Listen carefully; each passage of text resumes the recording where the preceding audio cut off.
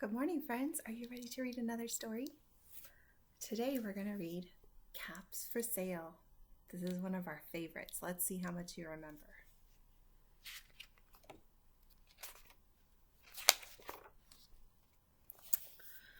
Once there was a peddler who sold some caps, but he was not like an ordinary peddler, carrying his wares on his back.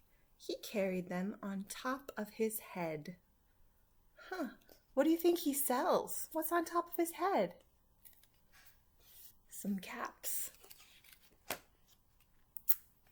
First, he had his own checked cap, then a bunch of gray caps, then a bunch of brown caps, then a bunch of blue caps, and at the very top, a bunch of red caps.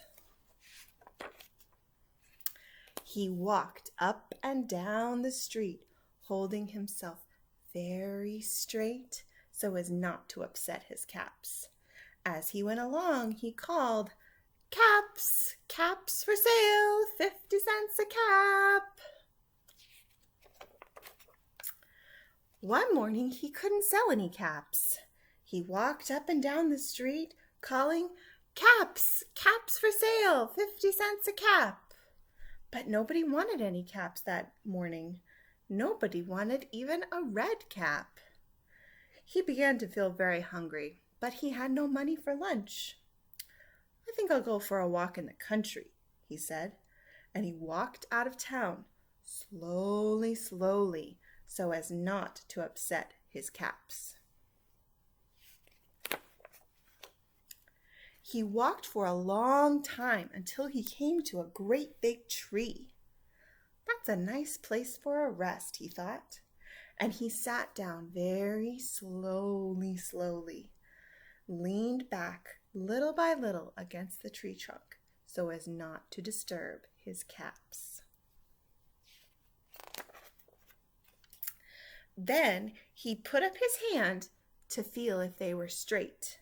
First his own checked cap, then the gray caps, then the brown caps, then the blue caps, then the red caps. They were all there, so he went to sleep. He slept for a long time.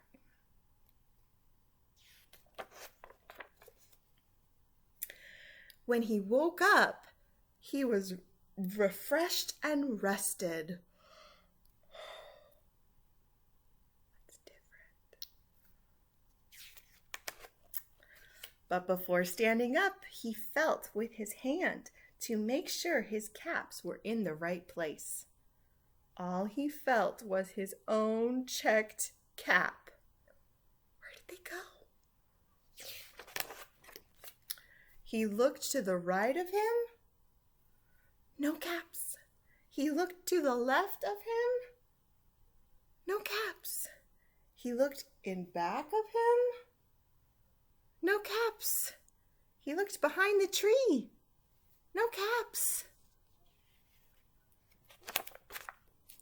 Then he looked up the tree. And what do you think he saw?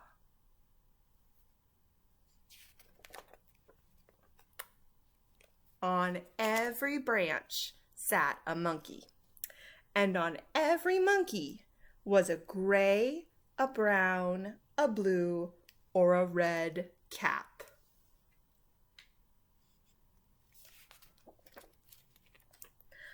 The peddler looked at the monkeys. The monkeys looked at the peddler. He did not know what to do.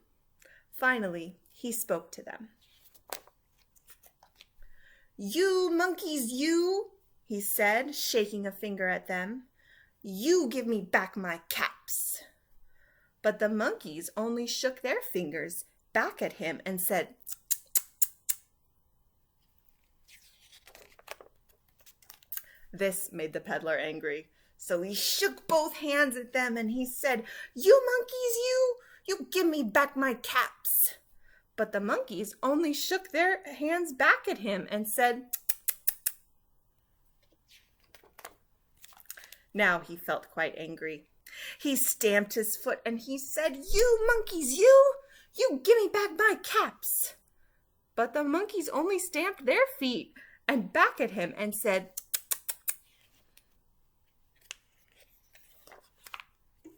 By this time, the peddler was really very, very angry.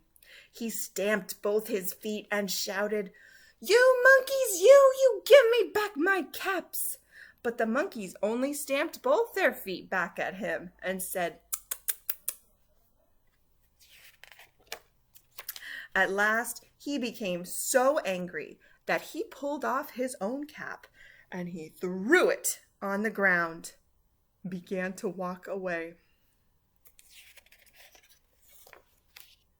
But then each monkey pulled off his cap. What are they going to do? And all the gray caps and all the brown caps and all the blue caps and all the red caps came flying down out of the tree. So the peddler picked up his caps and put them back on his head. First his own checked cap, then the gray caps, then the brown caps, then the blue caps, then the red caps on the very top.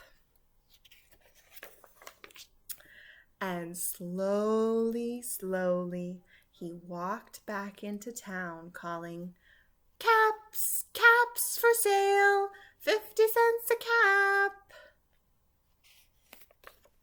The end. What a silly story for us to read. Sometimes when we read that in school, we act it out. So if you want, you can find some hats in your house and try to stack them up on your head like the peddler does. Remember how it looks? He has all his caps stacked high on his head.